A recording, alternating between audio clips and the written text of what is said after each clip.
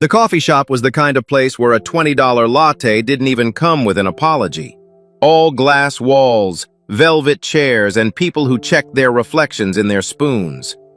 Jack Turner walked in holding a small bouquet of yellow flowers, the kind sold at the gas station 2 blocks from his garage. His work boots were clean. His shirt was pressed. He had tried. What he didn't know was that 6 phones were already recording him. A group of well-dressed men and women sat near the back, shoulders shaking with quiet laughter. They had arranged everything: the invitation, the location, the woman waiting alone near the window.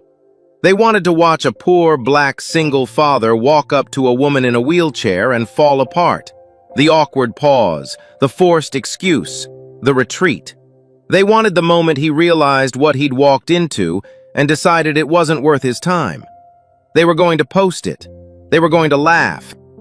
But Jack Turner crossed that room, set the flowers on the table, and smiled. And that was the moment everything stopped going according to plan.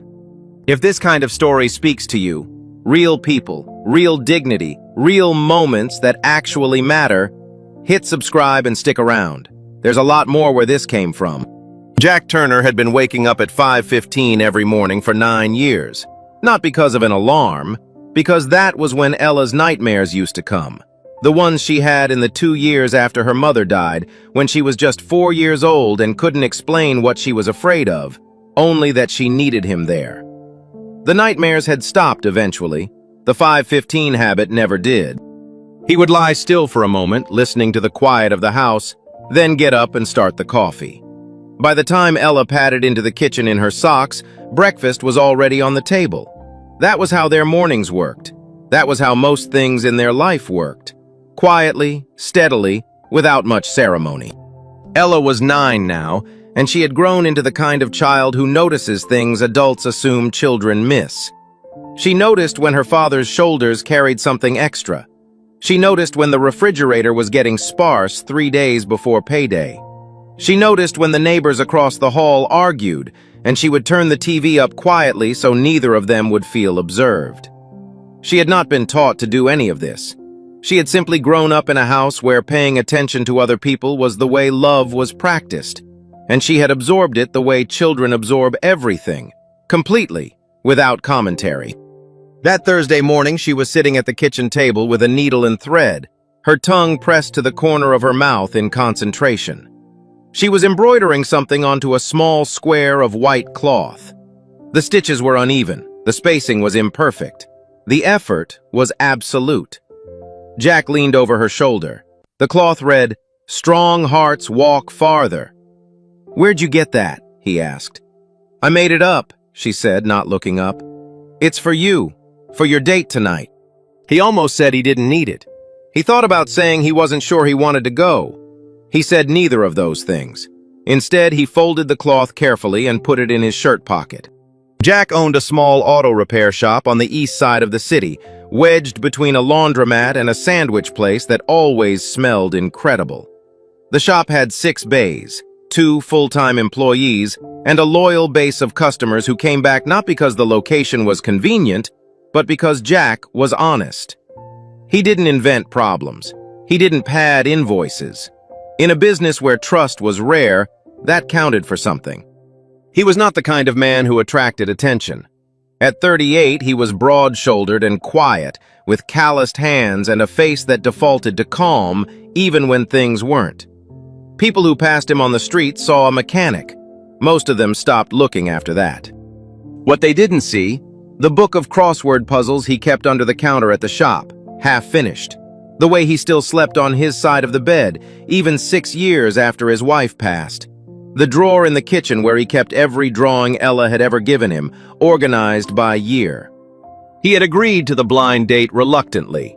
His friend Marcus, who had worked the second bay at the shop for 6 years and considered unsolicited life advice part of his job description, had spent 3 weeks on the campaign, texting, calling, showing up during lunch breaks to make the case in person.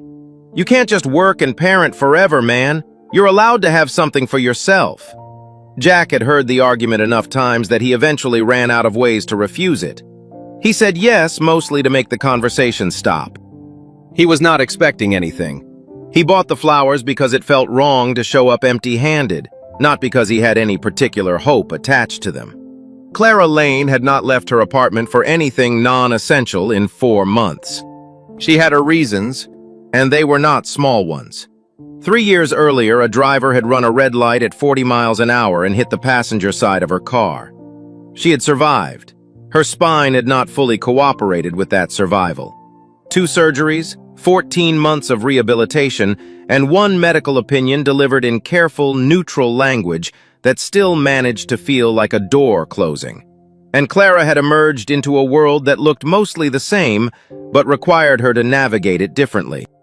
She was 31. She was the founder and CEO of Lane Corp, a technology company she had built from a 2-person startup in her late 20s into a company of 240 people. She had a board that respected her and a professional reputation earned through work that had nothing to do with luck or inheritance. None of that changed the way strangers looked at her when she moved through public spaces. The quick glance down at the wheelchair, then back up, then the adjustment. The performance of not staring that somehow felt worse than staring. The voices that went soft and careful, as if she had also injured her ability to process information. The people who spoke to whoever was standing nearest to her instead of speaking to her directly. Clara was not fragile, but she was tired.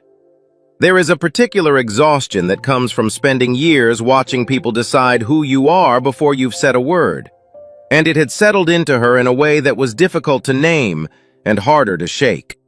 She came to the coffee shop that evening because her acquaintance had promised her it would be simple, safe, low stakes. She had not been told anything about Jack Turner. She had not been told anything about the phones. She found out about the phones when she was already seated by the window, catching the reflection of raised screens in the glass beside her, and by then leaving gracefully was no longer an option. So she stayed. She folded her hands in her lap. She watched the door. And when it opened, and a man walked in carrying yellow flowers and looking around the room with careful, unhurried eyes, something shifted in her chest that she hadn't felt in a long time. She didn't know yet whether it was hope or the warning that precedes it. Jack found her the way you find someone you weren't expecting. Not because she stood out, but because the room seemed to arrange itself around her in a way that made her impossible to miss. She was sitting near the window, a glass of water untouched in front of her, her hands folded in her lap with the particular stillness of someone who had learned to look composed under pressure. She was wearing a dark green blouse. Her hair was pulled back. The wheelchair was positioned at a slight angle to the table, the way you'd sit if you'd arrived early and were trying to look like you hadn't been waiting long. He noticed the group near the back first. 6 or 7 people, dressed well, drinks in hand, watching him with the focused attention of an audience waiting for a punchline. One of them had a phone raised at chest height, barely concealed. Another was leaning toward a third and whispering something, and they both smiled in the direction of the woman by the window. Jack was not a complicated man, but he was not a slow one. He understood the situation in roughly the time it took him to cross half the room. He kept walking. He stopped at the table by the window, set the flowers down on the edge, and pulled out the chair across from her. "I'm Jack," he said. "I think we were both set up, and I think you probably figured that out before I did." The woman looked at him, not the way people usually looked at him as a quick assessment followed by a filed-away conclusion, but the way you look at something unexpected when you haven't decided yet what to do with it. "Clara," she said, "and yes, about 20 minutes ago. Do you want to leave?" "I was going to ask you the same thing." Jack glanced back at the group near the rear of the room. One of them, a woman in a silk blouse, early 40s, caught his eye and smiled with the specific confidence of someone who believed they were untouchable. He looked back at Clara. "I'd rather stay," he said, "if you're okay with that." Something shifted in her face. Not dramatically. It was a small thing, the way tension leaves a jaw when a person stops expecting the worst. She nodded once, and Jack sat down. They talked for 40 minutes. Not about the people watching them, not about the setup or what any of it meant. They talked the way 2 people talk when they've both decided, without discussing it, to ignore the noise and be present with each other. Clara asked about the flowers, specifically, why yellow? Jack told her his daughter had strong opinions about yellow being the most honest color, and that he'd adopted the theory without questioning it. Clara laughed, a real laugh, surprised out of her, and Jack found that he wanted to hear it again. He told her about the shop. She told him she worked in tech, without elaborating, and he didn't push. He talked about the crossword puzzles. She talked about the audiobooks she'd been getting through at an unreasonable pace. He said he'd never finished a full book in his adult life, and she told him that was fixable. And something about the way she said it, like a door she was leaving open, not closing, stayed with him. Before they left, they exchanged numbers. Clara offered first. Jack saved her contact without making a thing of it. Neither of them acknowledged what it meant. The group near the bat grew louder as the conversation continued. They had expected a short scene, not a full act. It was the woman in the silk blouse who finally intervened. She approached with the ease of someone used to owning rooms and addressed Jack directly. "You're sweet," she said, with the particular condescension that dresses itself as a compliment. "Really, but you don't have to sit here out of pity. That's not what this was supposed to be." Jack looked at her. He didn't raise his voice. He didn't perform anything. He looked at her with the steady, unimpressed calm of a man who had spent a lifetime being underestimated and had long since stopped finding it interesting. "I'm not here out of pity," he said. "I'm here because I'm having a good conversation with someone I'd like to keep talking to." He paused. "I'm not sure what you're here for." The woman's smile went thin. "We thought it would be—" "I know what you thought," Jack said. "I'm not interested in it." He turned back to Clara. The woman in the silk blouse stood at the edge of the table for a moment, then retreated. Clara was watching him with an expression he couldn't fully read. "You didn't have to do that," she said quietly. "I know. Most people would have just left." "I'm not most people," he said. It didn't come out like a boast. It came out like a simple statement of a thing he'd decided about himself a long time ago and had been quietly keeping ever since. Clara looked down at the flowers on the table. Then she noticed the small embroidered cloth half visible in his shirt pocket. "Strong hearts walk farther," she read softly. Jack tucked it back in. "My daughter made it." Clara nodded slowly, and for the first time in a long time she felt something that was not exhaustion, not bracing, not waiting for the next disappointment. Jack did not call her immediately, not because he didn't want to, because he spent 3 days talking himself out of wanting to, which is a different thing entirely. He told himself the practical version first. He was a single father with a 9-year-old and a shop that needed him 6 days a week. His life was full. It was not glamorous, but it was his, and adding something uncertain to it felt like a risk he didn't have the margin for.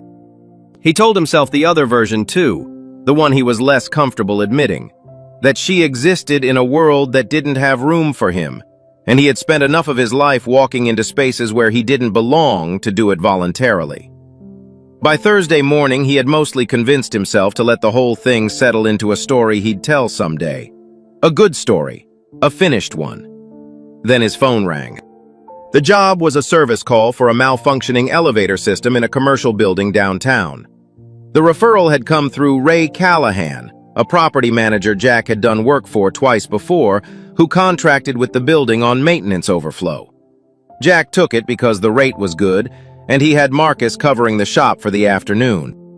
He drove downtown with his tools in the back of the truck and found parking 2 blocks from a 40-story building wrapped in glass and steel. The lobby had a check-in desk, a security badge system, and a floor directory listing dozens of companies across 40 floors. He gave his name, received a visitor badge, and rode the service elevator to the 18th floor. The issue was a faulty sensor in the door mechanism. Not complex, just requiring patience and the right part, which he had. He worked for the better part of an hour and was packing up when he heard voices from a conference room down the hall, the sound of a meeting winding down. He paid no attention to it. He picked up his bag and walked toward the elevator. The conference room door opened. People filed out in 1s and 2s, most of them on their phones before they'd fully cleared the doorway. Jack stepped to the side to let them pass. And then the room was empty except for the person at the head of the table, who was gathering papers with the focused efficiency of someone accustomed to being the last one done. Clara looked up. The moment held itself very still. "Jack," she said. "I was fixing the elevator," he said, which was accurate if not particularly articulate.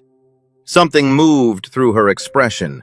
Not the guarded composure from the coffee shop, but something warmer, like a window letting in the first light of a morning you'd stopped expecting. "Come in," she said. "Close the door." He learned in the next 30 minutes that Clara Lane was the founder and CEO of Lane Corp, a technology company that built accessibility software, systems designed to make digital platforms usable for people with disabilities.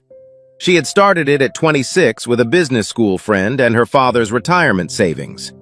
She had scaled it to 240 employees in 5 years. She had done most of that from a wheelchair, in an industry that was not known for making room. She told him this without pride and without apology. Then she told him what she wanted. Lane Corp was launching a foundation, Lane Foundation, with a specific mandate: accessible housing, job training programs, and employment pipelines for people with disabilities. The initiative had funding. It had infrastructure. What it needed was someone to lead the community-facing side of operations. Someone who could walk into a room full of people who had been failed by every institution they'd encountered and make them believe this one was different. "I want that to be you," she said. Jack was quiet for a moment. "I fix elevators," he said. "You also walked into a room full of people laughing at me and made every single one of them feel ashamed of themselves without raising your voice." She held his gaze. "That's not a small thing. That's actually the whole thing. I don't have a background in—" "I know what you don't have," she said. "I'm more interested in what you do." Before he could respond, the conference room door opened without a knock. A man in his 50s stepped in, silver-haired, suited, carrying the posture of someone who considered conference rooms his natural habitat. His name, Jack would later learn, was Richard Holt, Senior Vice President of Operations. Holt looked at Jack, then at Clara, then back at Jack with the expression of a person who has arrived at a conclusion they don't intend to revise. "The mechanic?" he said. Clara set her papers down. "The director," she said. "We were just finishing up." Holt's expression didn't change, but his eyes did, something behind them recalculating, not in Jack's favor. Jack recognized the look. He had been on the receiving end of it his entire life. He picked up his tool bag, nodded once at Clara, and walked to the door. "I'll think about it," he said. He meant the job, but the word that stayed with him all the way down to the lobby was director. He had never heard anyone use that word in a sentence about him before. The video went up on a Saturday morning. Someone in the group from the coffee shop had edited the footage down to 90 seconds and posted it under a caption that read, "Blind date gone wrong. Watch till the end." The account had 400 followers. By Sunday evening, it had 4 million views. The internet did not react the way the poster intended. The comments came in fast and then faster, and they were not laughing. They were people who watched a man in work boots walk across an expensive coffee shop, set down gas station flowers, and sit across from a woman in a wheelchair with the easy, uncomplicated dignity of someone who had simply decided that was the right thing to do. They watched him get approached by a woman in a silk blouse and respond without cruelty and without performance. They watched Clara's face when he turned back to her after. "This man," one comment read, with nothing after it. It had 80,000 likes by Monday. A journalist found the story by Tuesday and did what journalists do, started pulling threads. Clara Lane was not difficult to identify. Lane Corp had a website, a LinkedIn page, a recent press release. The journalist had her name within 40 minutes. She had Jack's name by Wednesday afternoon, sourced through the same property management referral network that had gotten him the elevator job. She called the shop.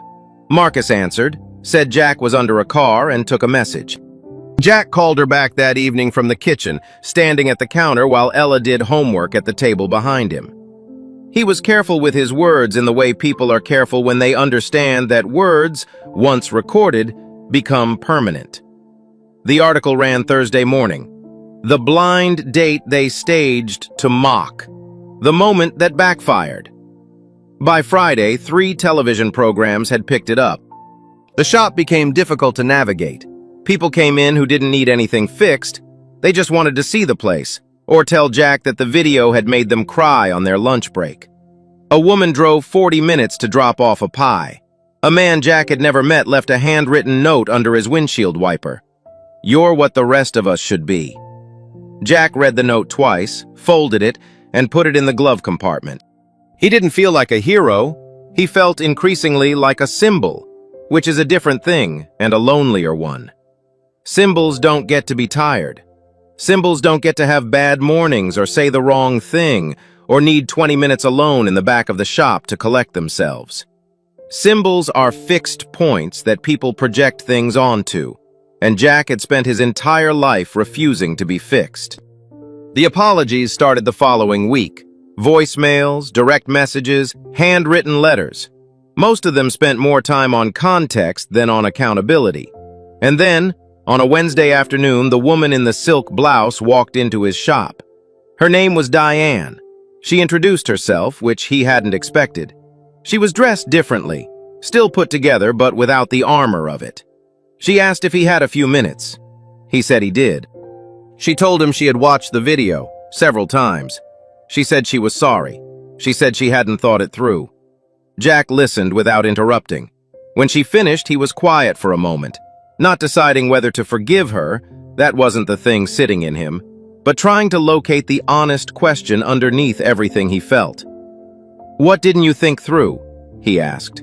Specifically. Diane looked at him. "That it would go that far," she said. "That's not what I asked." His voice was even, not cold, precise. "What didn't you think through about her? About what it would feel like to be Clara, sitting in that room knowing what was happening? Did you think she wouldn't notice? Or did you just not think of her as a person who would feel it the same way you'd feel it?" The question sat in the air between them. Diane didn't answer, not because she was being evasive, Jack could see that, but because she was arriving at something in real time, and it was not comfortable, and she didn't have language for it yet. He didn't push. There was no satisfaction in pushing. "I appreciate you coming," he said, and he meant it imperfectly, in the way you mean something and still feel the weight of how insufficient it is. After she left, Jack sat on the stool behind the counter for a long time. He thought about what he'd said to Diane about Clara. He thought about the fact that it had taken 4 million views for that crack to appear in Diane's certainty. Without the video, it wouldn't have. The change was real, but the trigger was wrong. The world was not actually better, it had just been briefly embarrassed into performing better, which is not the same thing. He was still sitting there when he heard the knock at the side door. Clara had texted first. He'd told her the side entrance was easier. She came in out of a gray afternoon and Jack made coffee. They sat in the 2 chairs near the back of the shop, not formal enough to be a meeting, not casual enough to be nothing. He told her about Diane.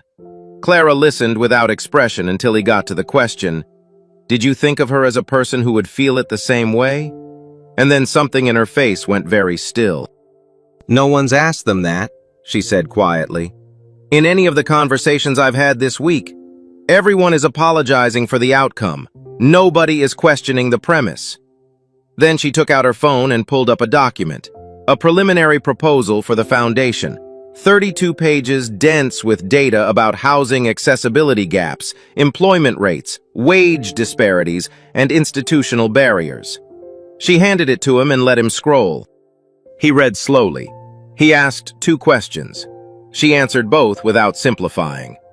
"This is the real version," she said, "not the cleaned-up pitch deck. This is what it actually is." Jack handed the phone back. "Why are you showing me this?" "Because I need to know if you're in.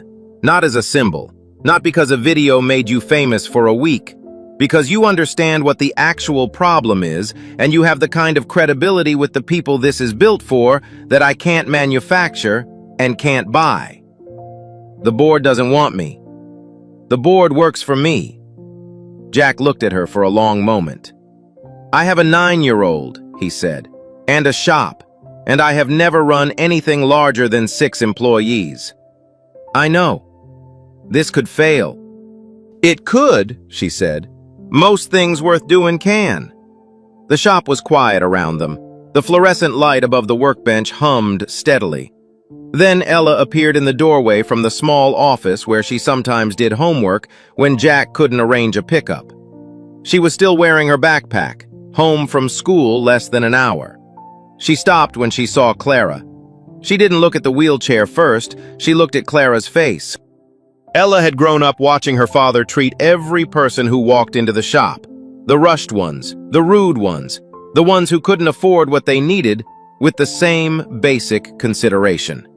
She had internalized it the way children internalize everything they see practiced consistently, not as a rule, but as a reflex. It had made her, at 9, unusually unafraid of difference. Hi, she said. Hi, Clara said. Ella considered her for exactly 1 second. The frank, uncomplicated assessment children apply to new people before social training teaches them to be indirect about it. Then she walked across the shop and hugged Clara around the shoulders. Not carefully, not tentatively. The way she hugged Jack when she was tired and didn't want to explain why. With her whole weight behind it, trusting the other person to hold steady. Clara went very still. Jack said nothing. There was nothing to say that would not diminish it. After a moment, Clara brought one hand up and rested it lightly on the back of Ella's head. Her eyes were closed. Her jaw was tight in the way jaws get when people are holding something together by force of will alone. Ella stepped back, adjusted her backpack strap, and said, "Are you staying for dinner? Dad makes really good pasta." Clara opened her eyes. They were bright. "I'd like that," she said. Later that night, after Ella was in bed, Clara told Jack it was the first time in 3 years that someone had made contact with her without looking at the wheelchair first. That it was the first time she had felt, in the presence of another person, simply like herself. Jack was quiet for a while. Then he said, "I'm in." He said yes on a Thursday night in the back of a repair shop, over pasta and a 9-year-old's unsolicited opinions about the best shapes for sauce retention. By Monday morning, it felt different. Jack drove downtown, parked in the same garage, and rode up to the 18th floor. He had left his tool bag in the truck. By Wednesday, he had stopped reaching for it entirely. It was a small thing that felt significant in a way he couldn't articulate. Clara had arranged an office for him 2 doors down from hers. She had also arranged a meeting with the Foundation's core leadership team. 6 people, all experienced, all credentialed, all of them watching him from across the conference table with the careful, non-committal expressions of people who had already formed opinions and were waiting to see if they'd need to revise them.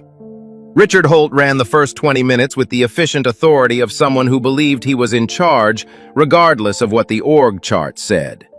He walked through the Foundation's strategic framework, its timeline, its KPIs, using the specific vocabulary of institutional power designed to remind everyone who belonged and who did not. Jack listened. He took notes in a small spiral notebook he'd bought at the drugstore on the corner. Then Holt looked at Jack directly and said, "It would be helpful if you could walk us through your background in program development, so we all have a clear picture." The room went quiet. Jack put his pen down. "I don't have a background in program development," he said. "I have a background in fixing things that are broken and figuring out what actually went wrong, instead of what looks like it went wrong. I've been running a business for 11 years. I've hired people, kept a shop solvent through 2 recessions and a pandemic. I've raised a kid by myself. None of that shows up on a credential." He paused. "But I also know what it feels like to walk into a room and have everyone decide before I speak that I'm in the wrong place. And the people this foundation is built for, they know that feeling better than anyone in this room. That's what I bring." The silence that followed was different from the first one. A woman to Holt's left wrote something in her notebook. Clara, at the head of the table, looked at Holt. "Do you have follow-up questions?" she asked pleasantly. He did not. The weeks that followed were not easy, and Jack did not pretend they were. There were meetings where he didn't know the terminology and had to ask questions that exposed the gap. And he asked them anyway, because he had decided that the pretense of competence he didn't have would be more damaging than the admission of it.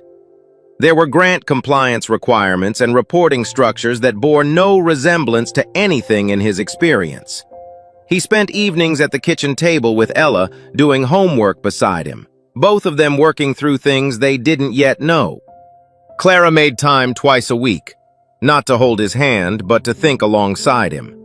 She connected him with a program director named Sarah, who had built workforce initiatives in 3 cities and was generous with what she knew. He read, he asked, he revised, he learned, slowly and without shortcuts, that he was better at building conditions for other people to be heard than at constructing arguments himself, and that this was not a limitation. It was, it turned out, most of what the job actually required. There were still 3 in the morning moments when the doubt came in cold and certain, fear wearing honesty's clothes. Moments when the gap between what he was and what the role required felt uncrossable. He would lie in the dark and think about the shop, the straightforwardness of broken things and fixed things. And then he would think about Gerald. Gerald was 63, a man Jack had met during his 3rd week spending time in the neighborhood where the center would be built. Gerald had been navigating a manual wheelchair for 11 years in an apartment building with a broken elevator that the landlord repaired every 18 months and ignored the rest of the time. He had a dry sense of humor and a memory for detail, and he had, in one Tuesday afternoon conversation, described the experience of institutional invisibility more precisely than anything Jack had read in 32 pages of foundation documents. Jack had written it in the spiral notebook. He kept the notebook on the nightstand. On the bad nights, he read it. He did not quit. The Lane Foundation Center for Dignity and Independence opened on a Saturday in October, 14 months after the night in the back of the repair shop when Ella had hugged a woman she didn't know and changed the direction of 2 lives. The building was a converted warehouse in a neighborhood that had been overlooked long enough that the community had developed a healthy skepticism of anyone arriving with good intentions and a press kit. Jack had spent 6 of the 14 months in that neighborhood specifically, not announcing, not presenting, just showing up. At the community center on Fridays, at the barber shop on the corner, at the adapted sports league in the park on Sunday mornings, where he sat on the bleachers and occasionally helped fold up the equipment afterward.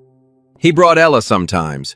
She had her father's way of paying attention to people, and within 3 visits, she had memorized the names of most of the Sunday morning regulars and was asking after them by name the following week. The building itself was the most accessible space Jack had ever been inside. Every entrance, corridor, and workstation had been designed with the assumption that the people using it had the full range of human bodies and needs, not as an accommodation, but as a baseline.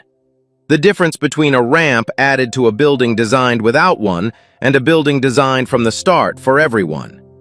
Jack had argued for that distinction in 3 separate planning meetings and had won it in 2 of them by bringing Gerald and 2 other neighborhood residents to speak instead of arguing the point himself. The opening ceremony was not what he had expected. It was closer to a block party that had wandered inside. People from the neighborhood filled the main hall, some in their Sunday best, some in everyday clothes, all of them moving through the space with the particular energy of people who were looking for proof that a thing was real and finding it. Gerald came in through the main entrance, turned in a slow circle in the center of the hall and said, to no one in particular, "This is the first place I walked into and nothing needed fixin'." Jack heard it from across the room. He wrote it in the spiral notebook. Clara spoke at 2 o'clock, from the small platform near the north wall. She spoke without notes. She talked about the coffee shop, about what it feels like to sit in a public space and wait for someone to make you feel small, and to have so much practice at it that you stop being surprised. About the particular exhaustion of being defined by a single visible fact about yourself: the wheelchair, the skin color, the work clothes, the single parent status. as if the visible fact were the whole of the person. She talked about Jack. Not sentimentally. Plainly the way you describe something that actually happened. A man had walked into a room where she expected to be humiliated and had treated her like a person without making a production of it. He had not required her suffering to move him to basic decency. He had looked at her and seen someone worth talking to, and that had been, in the landscape of her experience, extraordinary enough to change the direction of her life. He didn't see a CEO, she said. He didn't see a wheelchair. He didn't see a story. He saw a person. She paused. That should not be a remarkable thing, but it is. And until it isn't, until it is simply the baseline of how we treat each other, places like this one have to exist to close the distance. Marcus, sitting in the front row next to Ella, looked down when she reached over and took his hand without looking at him. He said nothing. He held on. Jack stood near the back of the room and did not trust himself to speak. He stood still and let the moment be what it was. Later, when the crowd had thinned and the volunteers were stacking chairs, Jack and Clara and Ella found their way outside to the small park behind the building, where a concrete path ran alongside a narrow stretch of water catching the last of the afternoon light. They sat, Jack on a bench, Ella beside him, Clara next to Ella, and said nothing for a while. Ella had taken off her good shoes and was dangling her feet over the edge of the path. "Gerald cried," she said eventually. "I know," Jack said. "That was a good cry, though, not a sad one." "Yeah," he said. "I know the difference." Clara reached over and took Jack's hand. He turned it over and held hers back. Ella, without comment, took Clara's other hand and held it in both of hers, the way she held things she wanted to keep safe. The water caught the light. Through the walls of the building behind them, the sound of people, talking, laughing, a space being used for the first time, carried out into the evening air. Jack thought about a gas station bouquet, a spiral notebook, a square of white cloth with uneven stitching and the words, "Strong hearts walk farther." He thought about what it meant to be looked at and not seen, and what it cost, accumulated over years, and what it was worth, finally, genuinely, to be somewhere that cost was being refused. He didn't say any of this. He just held on. The people who had set up the blind date never made another video. Not because anyone stopped them, because the thing they had built to humiliate two people had become, instead, the foundation of something they couldn't touch or take credit for or explain away. The joke had refused to stay a joke. The story had refused to stay small. The silk blouse, the raised phones, the quiet laughter from the back of a coffee shop. None of it had mattered in the end, because they had made one miscalculation. They had assumed that a man defined by what he lacked, money, status, the right clothes, the right skin, the right last name on the right kind of door, would act like someone who believed that about himself. Jack Turner had never believed that about himself. He had learned it from a daughter who embroidered crooked letters onto a piece of cloth because she thought her father deserved something handmade. He had passed it on to a woman who had forgotten, under the weight of everything, that she was still whole. And the three of them, in the end, had built something the cruelty never intended. Something that lasted. There's something this story keeps coming back to, and it's this. The cruelest thing the people in that coffee shop did wasn't setting up a prank. It was deciding, before Jack ever walked through the door, before Clara ever said a word, that neither of them was worth taking seriously. That a black man in work boots and a woman in a wheelchair were props, not people. That their dignity was optional. Jack didn't do anything heroic. He didn't make a speech. He didn't confront anyone dramatically. He just refused to participate in the premise. The quiet, unspoken premise that some people are worth less than others. He sat down. He listened. He stayed. And that one decision, so small it almost wasn't a decision at all, became a foundation. Literally. Here's what that means for the rest of us. Most of us will never go viral for being decent. Nobody is going to film us holding the elevator, remembering a coworker's name, or sitting with someone who expected to be left alone. The cameras won't be there. The comments won't roll in. but the person across from us will know. And that has always been enough. Ella didn't embroider that cloth because she thought her father was famous. She made it because she had watched him every single day choose to see people. That's what children carry forward. Not the grand gestures, but the quiet ones, the repeated ones, the ones that add up over years into the kind of person someone else can lean on. If this story meant something to you, if it reminded you of someone or challenged you, or just made you want to be a little more like Jack in your next ordinary moment, share it. Pass it on. These are the stories worth spreading. And if you want to keep hearing them, subscribe. We find the ones that don't make the front page but probably should. The ones where ordinary people do the quiet, unglamorous, genuinely human thing. We'll be here every time you need a reminder that the world still has people like that in it. It does. It always has. Strong hearts walk farther.